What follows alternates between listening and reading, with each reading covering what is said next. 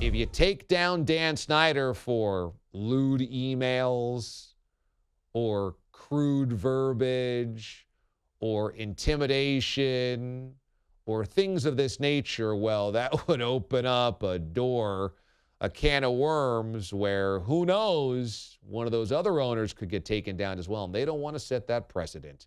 And so they let Dan Snyder mush his way through being an NFL owner, knowing that, well, you know what? It's not really that bad. Dan Snyder having a team name that's deemed offensive, we could work through that. Dan Snyder employing a number of people that think that he's a misogynist or a racist or a bully or, we can work through that. But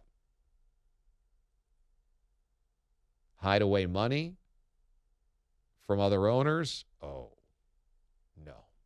No, that's where these guys will draw the line. Bad behavior they can deal with. Stealing money, they can't. Here's the story. AJ Perez of Front Office Sports over the weekend reported that Congress is involved in exploring whether the Commanders withheld money that should have gone into the shared revenue pool of the NFL. A league source with knowledge of the dynamics among owners told Pro Football Talk this would become Snyder's, quote, death knell as an owner if proven true. Bum, bum, bum. So here's the bit. When the NFL teams have a home game, they don't keep all of the receipts of ticket revenue, okay? 40% of the gate from every game goes into a shared pool. So you keep 60% of your gate, ticket sales, and then 40% of the gate goes into a league-wide pool that's then split amongst all 32 teams. And Dan Snyder and Washington reportedly did not pay into this pool. So they kept 100% of their gates and took from the shared revenue pool so that the 31 other owners shared their gates with Washington, but Washington didn't share its gate with them. Now, does Congress need to be involved here? My first takeaway was we don't have better things for Congress to worry about than the NFL shared revenue pool here? Is this only happening because it's happening in Washington? Or does Congress get involved if the Jaguars are also not sharing here? There's got to be something else to work on here, Congress.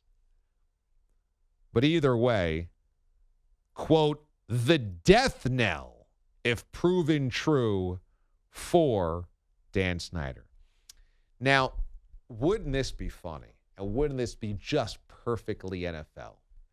Where a guy can get away with everything. I mean, bad behavior, bad team, bad environment, bad brand, bad fan relations, bad female relations, bad minority relations, bad Native American relations, bad everything for 20 years. And they let him keep the team. It's so bad, they made his wife take over the team like she needed another job. Look, we can't have Dan there every day. You got to take this thing over. So bad they fined him $10 million, which is a drop in the bucket, but they'll tell you it's the most we've ever fined an owner. They removed him from day-to-day operations. They put his wife in charge. They fined him $10 million, but they let him keep the team.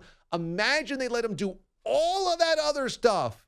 But this was the thing that nipped him. Couldn't happen to a better guy. Look, you want to mess with employees? Not our business. You want to mess with minority communities, not our business. You want to mess with, this, that, or the other thing, not our business. You want to mess with women, not our business. You want to mess with the cheerleaders, not our business. You want to mess with this, that, not our business. Mess with our money, our business now. Now it's our business. This would just be so NFL and so perfectly on brand for what ultimately breaks Dan Snyder. But let's just hope that this is it. I don't even know what to believe anymore, whether anything can take down Dan Snyder. This feels a little sensationalistic that this could be the death knell to Dan Snyder. But let's just hope that it is. Because, number one, bad guy doesn't need to own a football team anymore. That should not go to bad people, especially people that have been really bad at it for 20 years. And it's one thing to be bad at football. It's another thing to be bad to people. If you're bad to people, that's another thing. That's a choice. And, frankly, we don't need to keep giving that guy more chances to be terrible to people. But number two, honestly, it sucks for Washington fans who know they have nothing to look forward to because you can't ever succeed under the oppressive thumb of dysfunctional Napoleon Dan Snyder. You can't do it. Ron Rivera's trying, but Alex Smith just said what we all know. Everything that happens in ownership filters down to us. You can't escape and you can't outrun it. And what a breath of fresh air it would be to have a new owner take over and give Washington fans something to really believe in. It's not that long ago, but it feels like ancient history that Washington was a model organization. They went to 4 Super Bowls in basically a decade between 82 and 91. They won a brutal NFC that involved the Giants, Niners, and Bears 4 times in a decade, winning 3 Super Bowls. They did everything right, and they were always a contender. Even the years they didn't make the Super Bowl, they were in the playoffs, in the NFC Championship game, absolutely filling and rocking RFK. They were the sport of D.C. and really regionally. Forget just Virginia. It was Virginia, North Carolina, South Carolina, into Maryland before the Baltimore Ravens existed. I mean, that was a team that had a 5-state footprint. And today they're an embarrassment. They have been for 20 years. And it feels like, wait, Washington was in a Super Bowl? Yeah, a lot of them. And they won them.